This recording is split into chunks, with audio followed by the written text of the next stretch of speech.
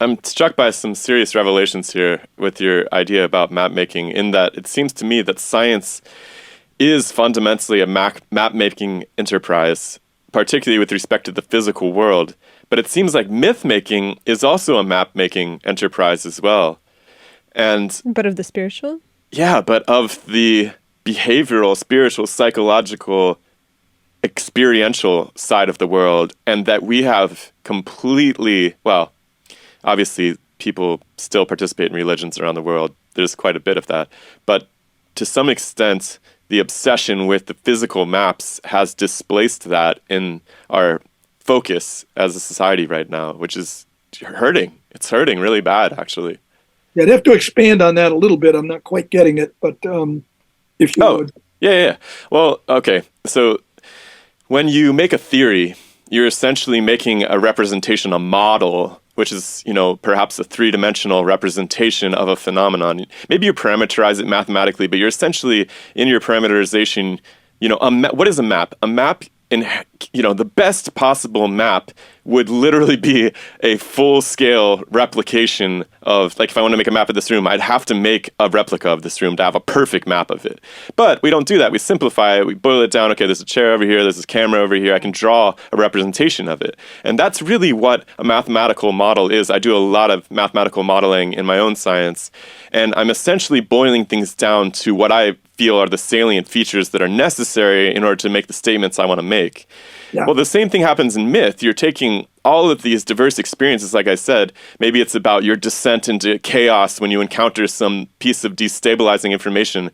And this happens over and over to the extent that maybe you represent it with these archetypical beings, right, that are going through these stories. These are just two different maps, two different ways of mapping reality. Neither one is, they need each other, really. But in our modern civilization, our focus, like culturally, technologically, is on the maps of the physical landscape and how to manipulate them, with a really tragic negligence towards the maps, to use Dr. Peterson's word, the maps of meaning, right?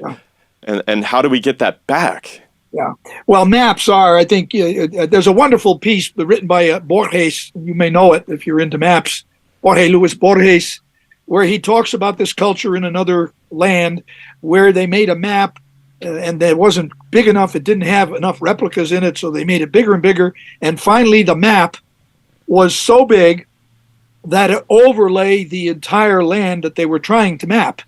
It was the same size as the map. And he says comically that out at the edge of the periphery of this map, there are homeless people who live, and they go underneath the wrapping of the map, and that's how they keep warm at the edge of the landscape. And I think I just love that, because it becomes a maniacal kind of divide, megalomaniacal thing. Yeah, these are representational devices as they would be defined. And Woodward, I can't remember his first name, but he wrote a 12-volume work on the history of maps. And he revised it and revised it and revised it. And then finally, just a few years before he died, in the last chapter, he revised it again. And he generalized it to the point where you wouldn't even recognize it as a map. It's a representational device of reality, but it can be imagined as well as reality. And you almost get the impression that man learned an awful lot from a lifetime of the study of maps, because he ended up not being able to define what a map is. It's that complicated.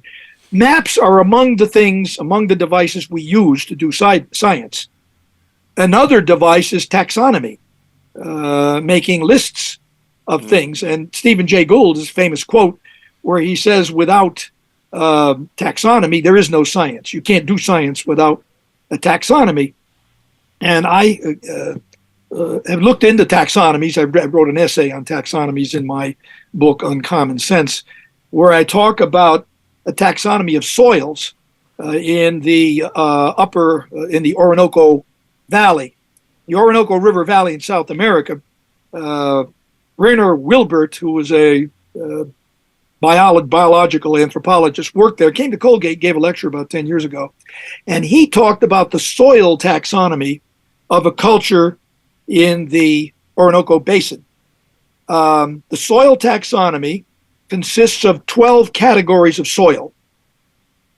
The categories being determined by the way they feel from the bottom of the feet that walk on them. That's about all there is in the Orinoco Delta soil. I mean, you don't have rocks, so there's no word for rock. So if one day he found a rock somewhere and picked it up and showed it to one of the tribes people, he said, well, what do you call this? He said, we don't know. We've never seen it before.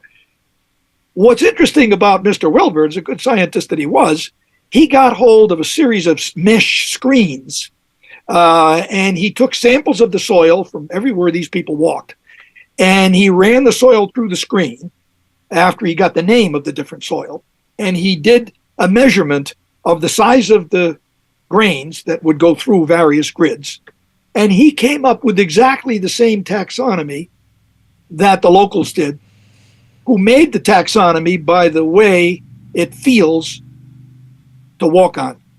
What's my point? There are aspects of reason and science that we cannot imagine, that exist that we can't imagine.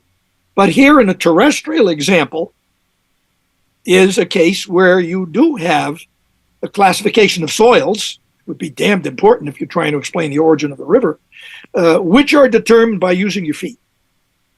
I don't know if that made any sense, but I just marvel at how ignorant we are of other ways of doing things. It comes back to what you were saying about experiential learning, where there's only so much that you can do when you're sitting in a laboratory or you're sitting in an office and you're thinking about the world and what actually is inside of it versus what knowledge you can accumulate by going and experiencing it. And I think about this in terms of laboratory science a lot because biology functions on the back of model organisms. Right. And our model organisms are what we use to be able to make massive conclusions about how biology works and its functionality and its principles and everything else. And yet, they're a very limited subset of all of the species on Earth living in incredibly artificial conditions. And so you have this acceleration of the accumulation of knowledge, right? If you look at how much knowledge we have about biological systems over the course of the last 100 years, exponential growth. And yet, we still, more than 90% of the drugs that we develop in the laboratory have no effect when they get put into human trials, even though they work great in mice or they work great in zebrafish or wherever you're testing them. And that to me... I was listening to this comedian the other day, I forget who it was, he was like, yeah, it's a great time to be a rat on Earth. They can totally cure your cancer, take your depression away. It's just a wonderful time for rats. But, humans, on the other hand, you guys are kind of missing out. Even as we speak, they're talking about getting rid of all the rats in New Zealand. You may have heard about this. No. And they have a way that they're thinking where, it's this, you would know, Anastasia, the biological process that's used to splice the DNA I can't think of it. CRISPR-Cas? Yes, exactly. And of course, now anybody can do this.